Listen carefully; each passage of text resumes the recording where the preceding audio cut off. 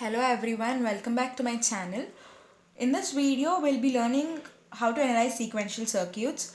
So to analyze sequential circuits, first of all, you have to know what are latches and what are flip-flops. So latches are divided into four main categories: SR latch, S bar R bar latch, gated SR latch and D latch. Similarly, flip-flops are also divided into four types, namely SR flip-flop, JK, D and T flip-flops. So in this video, we'll try to look about the SR latch in more detail. So SR latch, as the name suggests, S stands for set, set is represented by 1 and R stands for reset. So reset is represented by 0 and SR latch is constructed by using NOR gates. SR latch is constructed by using NOR gates. So first of all, to know about the logic symbol, this is an SR latch with two inputs S and R and two outputs Q and Q bar. Now coming to the logic circuit. Coming to the logic circuit, here as I already said that SR latch will be constructed only by NOR gates. In a logic circuit, I am taking two input NOR gates. Two input NOR gates.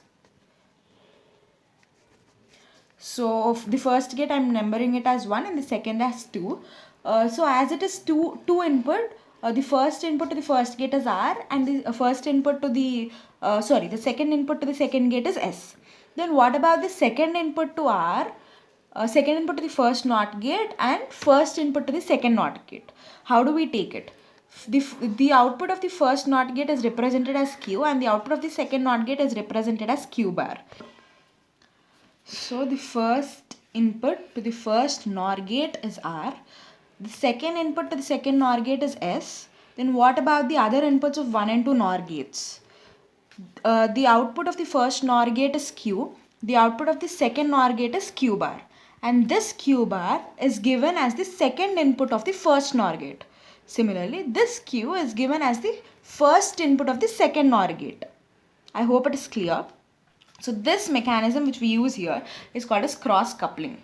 So to repeat it once again, the Q bar, that is the output of the second NOR gate, is given to the second output of the first NOR gate. Similarly, the output of the first NOR gate is given as the input to the second NOR gate. So this is our circuit.